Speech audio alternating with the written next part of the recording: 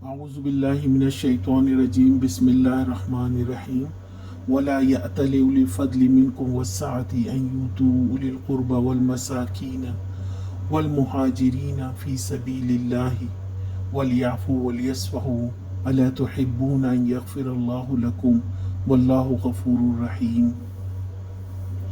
تم میں سے جو لوگ صاحب فضل اور صاحب مقدرت ہیں وہ اس بات کی قسم نہ کھا بیٹھیں کہ اپنے رشتہ دار مساکین اور مہاجر فی سبیل اللہ لوگوں کی مدد نہ کریں گے. انہیں معاف کر دینا چاہیے اور درگزر کرنا چاہیے. کیا تم نہیں چاہتے کہ اللہ تمہیں معاف کرے؟ اور اللہ کی صفت یہ ہے کہ وہ غفور الرحیم ہے. اللہ تعالیٰ کا فضل اور مال میں وسعت والے قسم نہ کھائیں کہ کسی کی مدد نہ کریں گے. اللہ سبحانہ و تعالیٰ کیا بہترین اخلاق کی ترغیب دیتے ہیں. سبحان اللہ.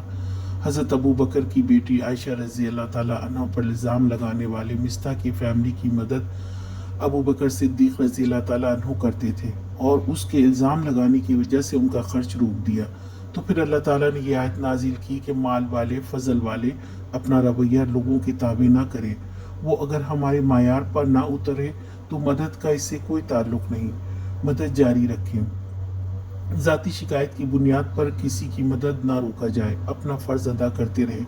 اللہ تعالیٰ فرماتے ہیں کہ تم سب بھی غلطیاں کرتے ہو اور اللہ تعالیٰ سے معافی کی امید رکھتے ہو تو کیا تم دوسروں کو معاف نہیں کرو گے؟ اور پھر اس آیت کے بعد ابو بکر صدیق رضی اللہ تعالیٰ عنہ نے بے ساختہ کہا کیوں نہیں اے ہمارے رب، ہم ضرور چاہتے ہیں تو ہمیں معاف کر دے.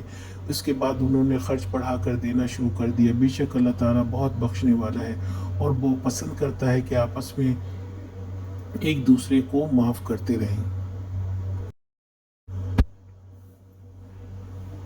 آج کا سوال: حضرت ابو بکر صدیق رضی اللہ تعالی عنہ کون تھے؟